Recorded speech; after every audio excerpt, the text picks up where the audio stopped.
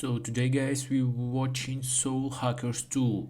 I don't want to get too deep into the story as it's better to experience it for yourself, so I will only cover the basic premise. You are a super powerful artificial intelligence placed in a human body to try and stop the apocalypse. Along the way you will have a soul hack, recruit 3 party members and play through 15-40 hour story. I say 15-14 cause the copy of game I got with the same DLC that interrupted progress so fantastically that after trying it I was able to skip many hours of grinding levels. These hours are held in various locations around future Earths, where summoners are tasked with using the demons they have made contracts with fight evil. It's an interesting and exhaustive setup that caused the story to drag a little early on. It felt like I actually only played about 15-20 minutes during the first 3 hours of the game.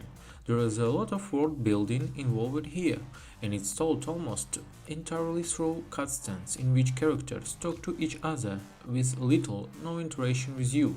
Throughout the game, you will have a number for each party member that indicates your proximity to them. Most of your dialogue options are simply choosing which party member you want this number to increase with.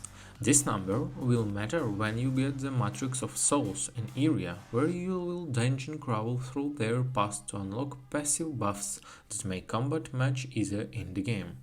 The game's setting is divided into 3 main areas. There are story areas like your hideout where you only see cutscenes and can move, shopping areas where you can move your character around freely, and dungeons where you will spend most of your game time.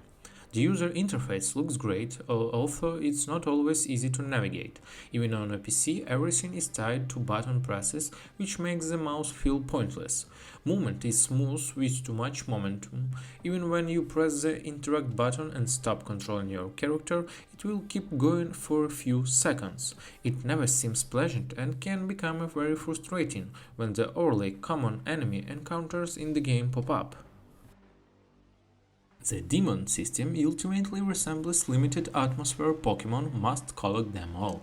Some demons have specific abilities and you can eventually combine them into even more powerful versions with unique abilities.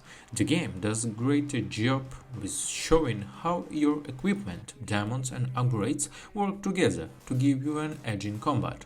It's a surprisingly deep system that was a lot of fun to work with, and on normal and hard difficulty, the game can be quite challenging. If you are not on easy, to be sure to save often, and raising a team means it's game over and you will be taken back to the main menu to load your last save. The portraits looks good and I love the character and enemy design. The more static backgrounds for shop or story areas are well done, but the dungeons themselves are ugly and extremely repetitive. You will spend a lot of time in Soul Matrix and its soft center filled with great music.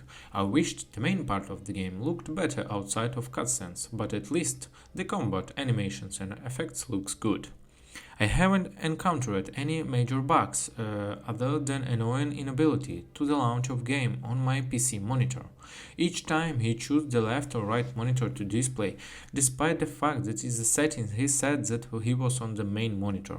The only way to fix is to change the display from the main. Soul Hacker 2 is a great game, guys. It's not the most impressive technically and you can see the budgetary constraints, but it tells a compelling story in a style few can match. If you're a fan of JRPG dungeon crawling, you should try this one. Thanks for watching and bye.